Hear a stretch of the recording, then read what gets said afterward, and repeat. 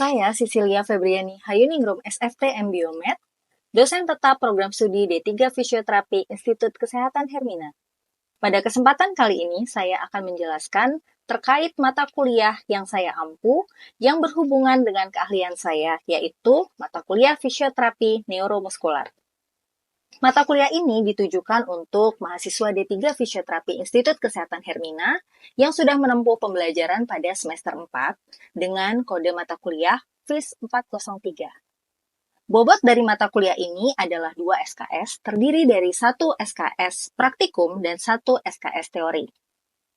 Yang diselenggarakan dalam 16 kali pertemuan, terdiri dari 14 kali pertemuan perkuliahan dan 2 pertemuan untuk pelaksanaan ujian tengah semester dan ujian akhir semester. Mata kuliah ini membahas tentang proses fisioterapi pada berbagai kasus fisioterapi neuromuskular, mulai dari patofisiologi penyakitnya, pemeriksaan fisioterapi, penegakan diagnosis, dan juga tujuan fisioterapi, berbagai metode penanganan yang dapat diberikan pada kasus fisioterapi neuromuskular tersebut, hingga sampai ke tahap evaluasi dan juga pemberian home program sesuai dengan kasusnya. Pada akhir mata kuliah, mahasiswa akan melakukan praktik klinik orientasi di rumah sakit dengan penanganan fisioterapi terkait dengan kasus neuromuskular. Luaran dari kegiatan praktik klinik ini adalah laporan kasus fisioterapi yang dipresentasikan pada akhir kegiatan orientasi. Adapun capaian pembelajaran lulusan program studi pada mata kuliah ini terdiri dari CPL 12, 13, 21, 22, 23, dan 25 yang sudah tertuang di dalam RPS dan telah divalidasi oleh Ketua Program Studi dan Gugus Kendali Mutu Program Studi. Capaian mata kuliah yang diharapkan dari mata kuliah ini terdiri dari CPMK 1 mampu menjelaskan patofisiologi dari berbagai kasus fisioterapi neuromuskular. CPMK 2 mampu melakukan proses pemeriksaan dan penentuan diagnosis fisioterapi sesuai dengan prioritas pada berbagai kasus fisioterapi neuromuskular. CPMK 3 mampu melakukan penegakan diagnosis dan penentuan tujuan baik jangka pendek maupun jangka panjang terkait dengan berbagai kasus pada fisioterapi neuromuskular. Dan CPMK 4 mampu menyusun rencana program intervensi fisioterapi serta melakukan dokumentasi kasus fisioterapi dan evaluasi pada berbagai kasus fisioterapi neuromuskular. Sedangkan CPMK terakhir yaitu CPMK 5 mampu membuat laporan observasi penanganan fisioterapi pada berbagai kasus fisioterapi neuromuskular. Terdapat 3 komponen utama dalam proses pembelajaran mata kuliah ini, yaitu Delivery, Interaction, dan Assessment atau DIA. Untuk delivery, saya memberikan materi serta RPS yang dapat diakses oleh seluruh mahasiswa D3 Fisioterapi, serta adanya pelaksanaan perkuliahan yang melibatkan interaksi 2 arah yang dilakukan secara tatap muka. Materi yang saya sampaikan didukung dengan proses praktikum di laboratorium dan akan memanfaatkan berbagai metode pembelajaran, diantaranya adalah Canva dan juga platform YouTube.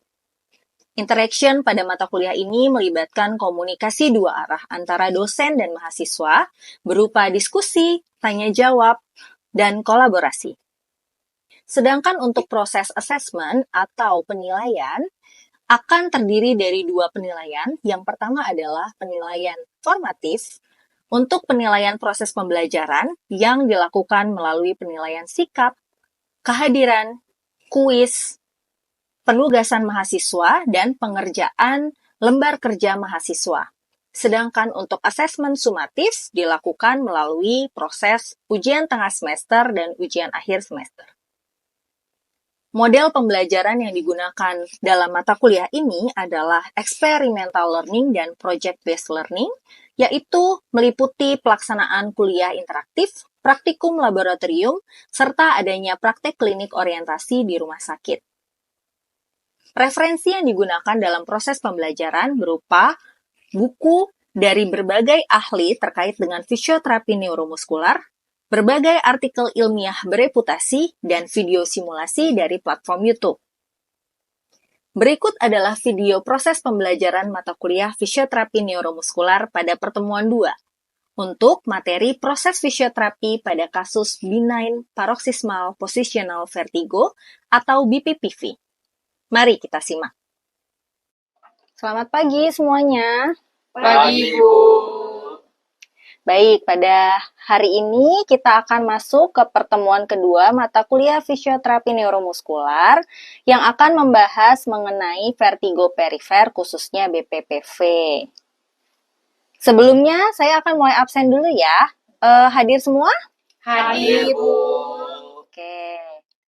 Nah, pada pertemuan kedua ini kita akan membahas mengenai vertigo benign paroxysmal positional, ya, atau biasa disingkat sebagai BPPV. Ada yang pernah merasakan vertigo? Ada, Bu, saya. Gimana yang kamu rasakan? Dia seperti berputar-putar, terus dia mual dan mau muntah pada saat mau pindah posisi. BPPV ini gejalanya adalah pusing. Pusing itu akan berbeda-beda sesuai dengan penyebabnya. Kalau bisa dilihat di sini ada beberapa penyebab dari rasa pusing atau dizziness, ada vertigo, ada syncope, ada disequilibrium, dan ada lightheadedness. Jadi berbeda-beda ya yang dirasakan oleh si pasiennya. Nah, untuk vertigo sendiri punya karakteristik khas, yaitu di mana dia merasakan sensasi seperti berputar, seperti tadi yang sudah diinformasikan oleh email ya, yang pernah mengalami vertigo. Vertigo ini sekali lagi seperti rasa pusing lainnya, dia merupakan gejala. Jadi bukan penyakit ya, penyebabnya bisa macam-macam gitu. Nah, berdasarkan penyebab, vertigo dibagi jadi dua. Ada vertigo sentral dan ada vertigo perifer. Kalau kita bicara vertigo sentral, berarti penyebabnya itu berhubungan dengan sesuatu yang terjadi di dalam otak atau di dalam sistem saraf pusat. Jadi, bisa karena stroke atau bisa karena tumor, kanker, keganasan yang ada di dalam otak gitu. Nah, sedangkan kalau perifer ini hubungannya dengan sesuatu yang ada di vestibular tepi kita atau vestibular perifer kita, seperti ada gangguan di dalam telinga atau gangguan infeksi, penyakit yang sebelumnya sudah pernah ada lalu timbul lagi dan terjadi di telinga bagian dalam gitu. Nah, berdasarkan penyebabnya nanti di perifer ini ada macam-macam lagi. Ada yang hari ini kita bahas yaitu BPPV. Ada juga yang disebabkan karena labirintitis atau infeksi pada telinga bagian dalam. Yang ketiga adalah Meniere's disease yang disebabkan karena penumpukan cairan di dalam telinga gitu. Nah, yang spesifik akan kita bahas adalah BPPV karena jumlah penderitanya paling banyak dibandingkan jenis yang lain. Nah, ini perbandingan antara epidemiologi vertigo dan BPPV ya. Data yang ada di sebelah kanan menunjukkan bahwa di Indonesia pada tahun 2009 sudah ada 50% dari lansia itu menderita vertigo gitu. Nah, sementara kalau untuk data di dunia sendiri, vertigo itu mencapai 15-20% di seluruh dunia dan itu prevalensi tiap tahun. Di mana BPPV sendiri merupakan jenis vertigo yang paling umum, yaitu mencapai 42%. Jadi setiap tahunnya ada 10-64 kasus per 100.000 orang. Di mana penderita BPPV ini setiap dekade atau setiap 10 tahun itu dilaporkan meningkat karena semakin meningkatnya jumlah lansia atau lanjut usia di dunia gitu. Nah, kalau kita lihat dari namanya BPPV ini menarik sekali. B itu adalah benign, artinya jinak. Berarti bahwa vertigo ini yang disebabkan karena BPPV bukan sesuatu yang life threatening atau bukan sesuatu yang serius dan bisa menyebabkan kematian. Yang kedua adalah paroxysmal. Paroxysmal itu artinya sementara atau tiba-tiba. Jadi dia bisa muncul kapanpun ketika ada triggernya. Nah, triggernya apa? Triggernya adalah di kata belakang, positional vertigo. Jadi vertigonya akan muncul dipicu karena ada perubahan posisi kepala. Jadi kalau misalnya tadi email menceritakan dia pernah merasakan berputar dan terutama ketika posisi tubuhnya berubah, ketika posisi tubuh berubah itu ada arah tertentu yang menyebabkan vertigonya muncul. Biasanya satu dengan orang yang lain itu akan berbeda. Kenapa demikian?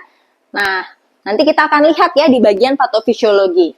Secara umum, inilah gejala yang dialami oleh pasien ketika mengalami vertigo atau BPPV dalam hal ini.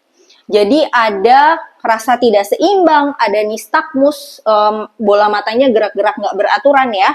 Lalu ada mual dan muntah. Nanti bisa disertai dengan hilangnya keseimbangan. Terus habis itu ada juga yang jadi mudah jatuh gitu. Jadi macam-macam. Durasinya ketika saat itu muncul, kan tadi tiba-tiba ya. Tiba-tiba muncul, sebenarnya gejalanya itu tidak lama. Jadi sekitar 30 detik kalau dia relax, dia kembali tiduran lagi, nanti gejalanya akan hilang sendiri. Masalahnya adalah ketika muncul, kita nggak tahu kapan akan muncul lagi. Bisa jadi ketika lagi di transportasi umum, bisa jadi ketika lagi bekerja. Nah, itu biasanya yang menjadi keluhan dari pasien vertigo. Gitu. Ini beberapa faktor risiko ya, dari jenis kelamin perempuan lebih berisiko dibandingkan dengan laki-laki, terutama ketika usianya sudah di atas 65 tahun. Kenapa? Karena menopause. Jadi hormon estrogen sangat mempengaruhi prevalensi dari BPPV. Yang kedua ada faktor sekunder, ketika seseorang punya riwayat migrain atau sakit kepala yang lain, atau ada trauma kepala, pernah mengalami trauma kepala, terutama yang berat, itu bisa menyebabkan terjadinya BPPV ketika lanjut usia. Yang ketiga adalah inaktivitas, jadi yang males-males olahraga ya, kelihatan ini sepertinya, yang males-males olahraga itu punya resiko lebih besar mengalami BPPV. Berikutnya, orang-orang yang punya penyakit sistemik seperti hipertensi, diabetes, hiperlipidemia atau stroke itu juga lebih beresiko. Yang terakhir vitamin D. Vitamin D ini faktor yang bisa menyebabkan banyak sekali penyakit kecuali terutama BPPV juga dan paling jarang diperhatikan. Jadi kalau orang Indonesia jarang ngecek vitamin D-nya itu cukup atau tidak. Gitu. Padahal kita tinggalnya di daerah yang tropis ya, cukup sinar matahari, tapi sayangnya banyak yang kekurangan vitamin D. Gitu. Ini menjadi salah satu faktor terutama pada wanita yang mengalami menopause. Meskipun banyak terpapar matahari karena hormonalnya sudah berbeda, bisa terjadi defisiensi vitamin D yang menyebabkan BPPV. Nah, ini dari faktor risiko ya. Jadi nanti mulai bisa mengenali faktor risiko apa yang ada di diri kalian atau faktor risiko yang mungkin ada di orang tua yang lebih beresiko mengalami BPPV. Kalau kita bicara BPPV tentu akan mempengaruhi kualitas hidup si penderita. Mulai dari emosional, kalau pusing ya, apalagi muter, otomatis lebih mudah cemas dan lebih mudah depresi. Nah, ini terbukti ya dari satu jurnal yang meneliti tentang kualitas hidup pada BPPV. Bahkan 73% orang BPPV mengalami kecemasan gitu.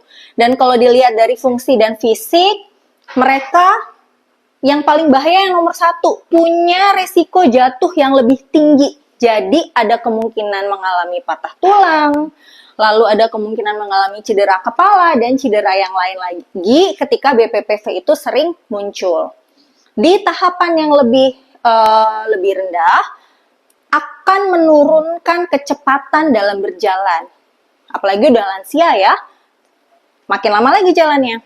Berikutnya adalah kelelahan karena menahan rasa pusing tadi, rasa mual, rasa pengen muntah, dan segala macam. Dan 86% pasien mengalami gangguan dalam ADL, aktivitas sehari-harinya. Bahkan sampai 68% pasien mengurangi beban kerja karena BPPV. Jadi kalau dia seorang pekerja, bayangkan kerugian yang diakibatkan oleh BPPV ya, lumayan juga gitu. Nah ini ketika tadi kita bicara BPPV itu penyebabnya vestibular perifer. Vestibular perifer itu ada di dalam sini, di dalam telinga ya. Telinga kita itu dalamnya seperti ini. Jadi ini adalah bagian luar ya, daun telinga. Lalu di bagian tengah ini sudah mulai ada organ pendengaran yang juga berhubungan dengan sistem keseimbangan. Makanya kenapa ketika ada infeksi di bagian dalam telinga akan mempengaruhi keseimbangan juga gitu. Nah, BPPV sendiri disebabkan karena ada jatuhnya kristal. Kita lihat ya di sini. Nah, ini dia. Jadi kristalnya itu ada di dalam sini. Kristal itu jatuh. Nih ya, ini kristal-kristalnya. Kristal itu jatuh dan masuk ke dalam salah satu lorong yang ada di dalam telinga. Lorongnya bisa yang mana aja. Perbedaan lorong itu yang akan menyebabkan ke arah mana kepala kita gerak yang menimbulkan rasa pusingnya. Gitu. Jadi bisa timbul ketika jatuh di anterior, atau ketika di superior, atau ketika di posterior. Akan berbeda rasa pusingnya.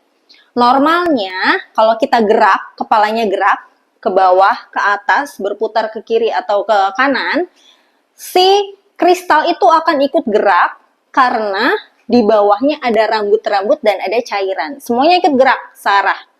Tapi dalam posisi seseorang yang mengalami vertigo, karena tadi si kristalnya udah jatuh ke dalam sini, bahkan ketika kepala kita diam tidak bergerak, kristal itu tetap gerak di dalam. Padahal harusnya diam ya kalau kepalanya diam gitu.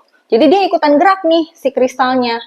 Ketika kita diam, akhirnya akan mengirimkan informasi bahwa kepala sedang bergerak, padahal kepalanya diam. Nah, kesalahan informasi itulah yang kemudian menimbulkan rasa pusing berupa berputar. Entah lingkungannya yang berputar atau penderitanya yang merasa dia yang berputar. Gitu. Oke, ini gambaran lebih jelasnya ya. Ini adalah kristal-kristalnya yang bisa jatuh ke dalam salah satu kanal. Gitu.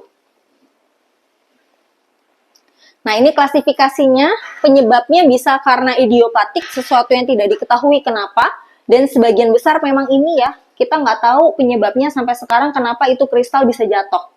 Sampai sekarang belum tahu kenapa, gitu. Yang penyebab sekunder adalah karena ada riwayat infeksi pada telinga. Jadi kalau kalian pernah mengalami infeksi pada telinga harus diobati sampai sembuh, karena kalau enggak di kemudian hari bisa menyebabkan vertigo. Gitu. Penegakan diagnosisnya nanti bisa ada pemeriksaan, mulai dari pemeriksaan telinga, dicek di dalam telinganya itu ada inflamasi atau peradangan atau tidak.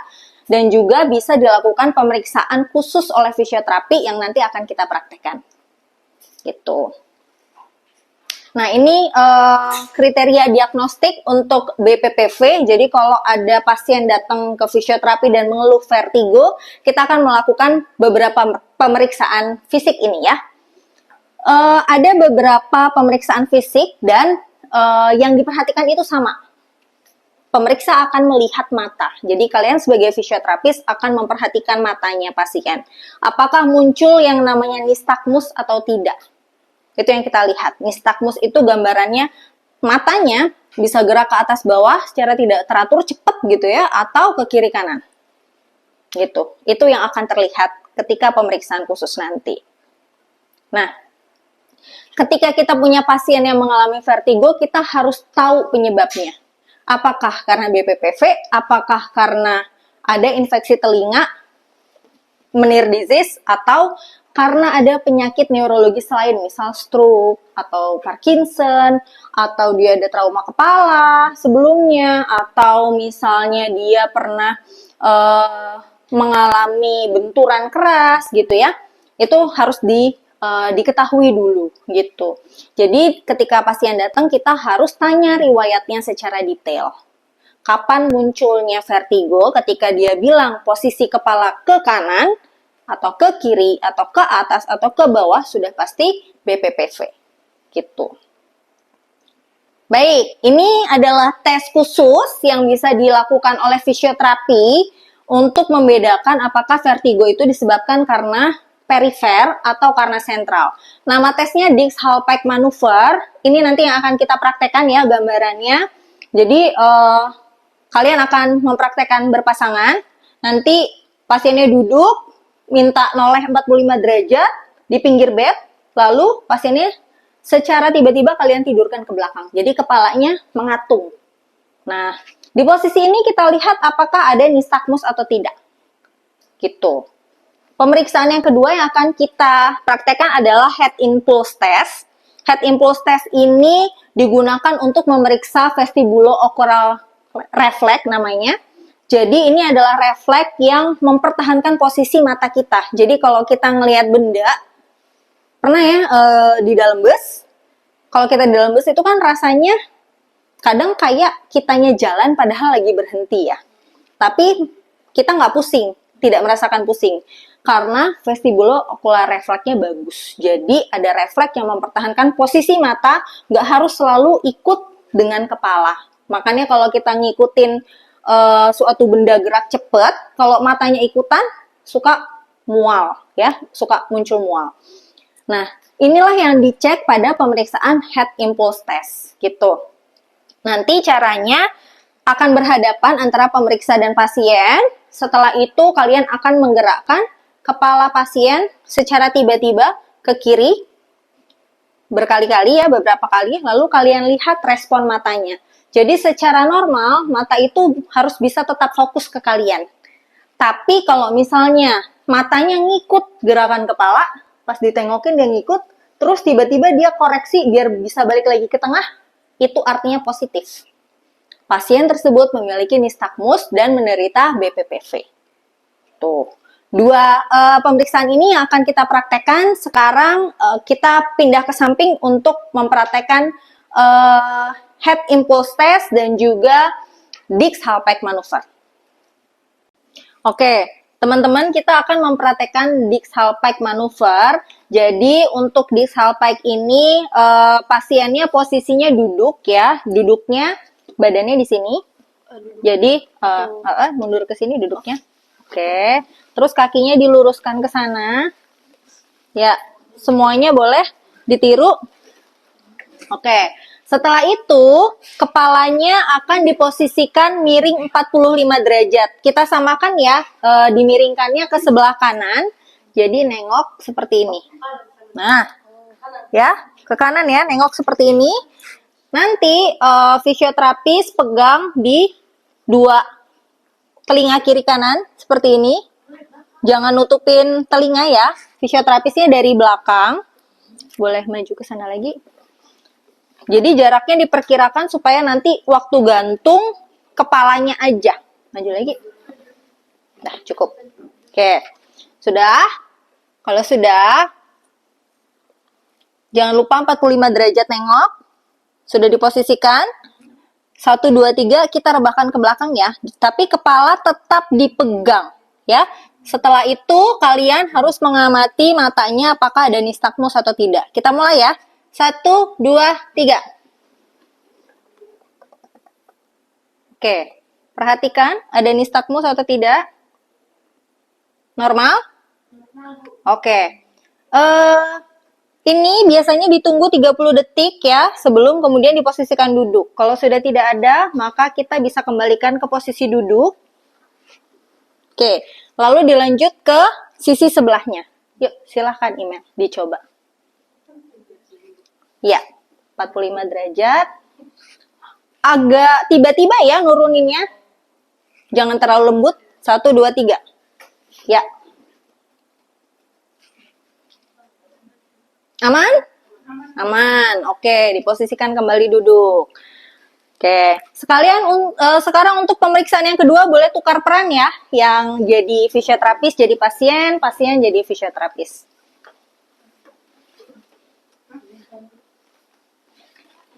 Oke, posisinya pasien duduk dan fisioterapis ada di depannya, berhadapan. Kita akan mempraktekkan untuk head impulse test.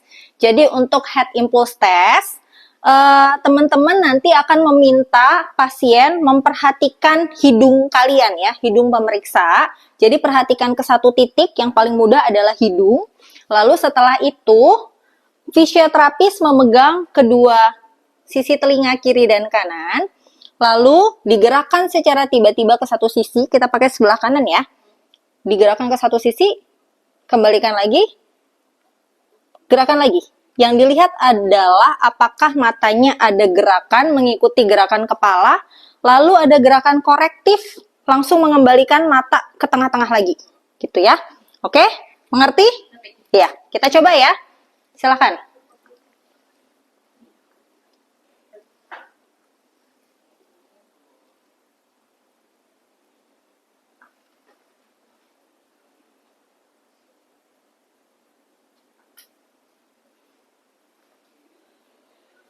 Gimana? Aman? Aman. Oke. Kalau sudah aman, berarti sudah paham untuk pemeriksaannya? Paham, Ibu. Oke, nanti dalam pembuatan video kalian boleh bertukar peran ya. Yang jadi pasien jadi fisioterapis dan jadi fisioterapis jadi pasien. Oke, kalau gitu kita geser ke sebelah untuk penutupan mata kuliah hari ini ya. Oke teman-teman, setelah kita praktekkan terkait pemeriksaan khusus pada BPPV, adakah pertanyaan terkait perkuliahan hari ini? Saya Ibu. Silakan Yoga.